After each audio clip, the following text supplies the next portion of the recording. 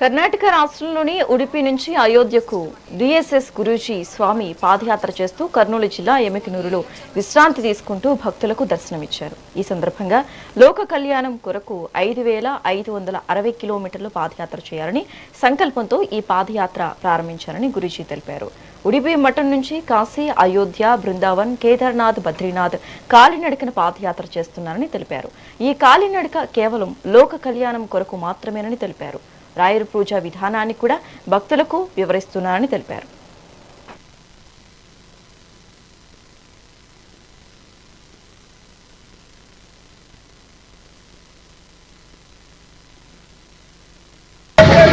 గోవిందాయ నమో నమః.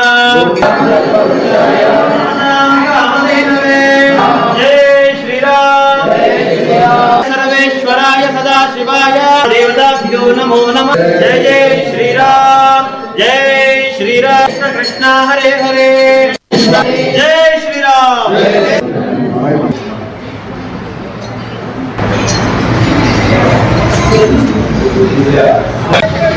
గోవిందాయ నమో నమః. ಸುಮಾರು 5,563 ಕಿಲೋಮೀಟರ್ ಉಡುಪಿ ಮಠದಿಂದ ಮಂತ್ರಾಲಯದಿಂದ ಪೂರಿ ಜಗನ್ನಾಥಿಂದ ಕಾಶಿ, ಕಾಟುಶ್ಯಾಮ, ಅಯೋಧ್ಯ, ಬೃಂದಾವನ, ಕೇದಾರ್ನಾಥ್, ಬದ್ರಿನಾಥ್ ಇದೆಲ್ಲ ಕಾಲ್ನಡಿಗೆಯಿಂದ ಹೊರಡ್ತಾ ಇದ್ದೀನಿ. ಯಾಕೆ ಕಾಲ್ನಡಿಗೆಯಿಂದ ಹೊರಡ್ತಾ ಇದ್ದೀನಿ ಅಂದ್ರೆ ಇದೆಲ್ಲ ಲೋಕ ಕಲ್ಯಾಣಕ್ಕೋಸ್ಕರ. ಸುಮಾರು 14,000 ರಿಂದ 15,000 ಜನಕ್ಕೆ ಪವಾಡ ಆಗಿದೆ. ಯಾವ ರೀತಿಯಾಗಿ ಪವಾಡ ಆಗಿದೆ ಅಂದ್ರೆ, ಗುರು ರಾಘವೇಂದ್ರ ಸ್ವಾಮಿಯವರನ್ನ ಯಾರು ಭಕ್ತಿಯಿಂದ ಪೂಜೆ ಮಾಡ್ತಾರೋ, ಅವರ ಮನೆಯಲ್ಲಿ ಯಾರು ರಾಯರ ಫೋಟೋ ಇಟ್ಟು ಪೂಜೆ ಮಾಡ್ತಾರೋ ಅವರಿಗೆ ರಾಯರು ಅದ್ಭುತವಾಗಿ ಅನುಗ್ರಹ ಮಾಡ್ತಾ ಇದ್ದಾರೆ.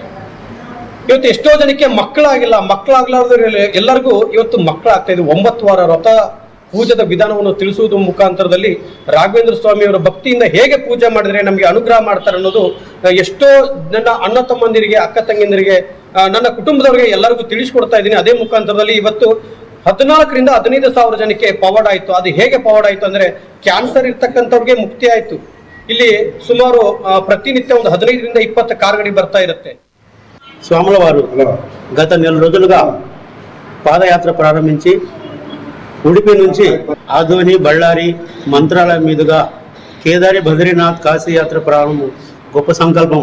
ఆ యొక్క సంకల్పము కేవలం లోక కళ్యాణం కోసం నిర్మితమై, అలాగే రాఘవేంద్ర స్వామి పిలిస్తే పలికే దైవం అన్నట్టుగా రాఘవేంద్ర స్వామి వ్రత నియమము 9 వారములకు వ్రత నియమములు, అలాగే భక్తుల యొక్క పూజ పునస్కారాలు ఏ విధంగా చేయాలనేటువంటి భక్తులలో పూజ భావాన్ని వాళ్ళని వెలికి తీస్తూ వాళ్ళకి మంచి సన్మార్గంలో నడిపించేటువంటి కార్యక్రమాన్ని స్వాములు తలపెట్టారు. అలాగే రాఘవేంద్ర స్వామిని తలుచుకుంటే అదేవిధంగా వాళ్ళ కష్టాలు దూరం అయ్యి వాళ్ళకి మంచి మనసు కలిగి, అలాగే సంతానం లేని వారికి సంతానము. స్వాముల వారు డిఎస్ఎస్ గురూజీ అనే స్వామి వారు గత సంవత్సరం కింద పాదయాత్రలో భాగంగా మంత్రాలయం నుండి కేదార్నాథ్కి పాదయాత్రలో పోతున్నప్పుడు ఆయన యూట్యూబ్ ఛానల్లో లైవ్లో వస్తుంటారు. ఆ లైవ్లోనే ఆయన నాకు పరిచయము. ఆ లైవ్ ద్వారా నాకు గురూజీ పరిచయమై తర్వాత కార్యక్రమం ఆయన పాదయాత్ర ముగిసిన తర్వాత ఒకసారి భక్తులందరూ నాకు యూట్యూబ్లోనే పరిచయము. డైరెక్ట్గా ఏ భక్తులు నాకు పరిచయం లేదు. ఒకసారి మంత్రాలయంలో మాధవరం నుండి మంత్రాలయంకి పాదయాత్ర పెడదాము, మీరంతా మాకు సహకరించాలని గురూజీ నాకు ఫోన్ చేసి మీ నంబర్ పెట్టని చెప్తే ఆ లైవ్లో నేను నంబర్ పెట్టాను. గురూజీ నాకు ఫోన్ చేసి నీవు అందరి దగ్గరుండి ఆ కార్యక్రమంని మాధవరం నుండి మంత్రాలయంకి దిగ్విజంగా ఆ కార్యక్రమం చేసినాము. అప్పటి నుండి గురూజీ మాపై చాలా ప్రేమాభిమానాలు ఉన్నాయి. గురూజీ చాలా మంచి తత్వంతో ఇవన్నీ పనులు చేస్తున్నారు. డిఎస్ఎస్ గురూజీ అనే స్వామి వారు గత సంవత్సరం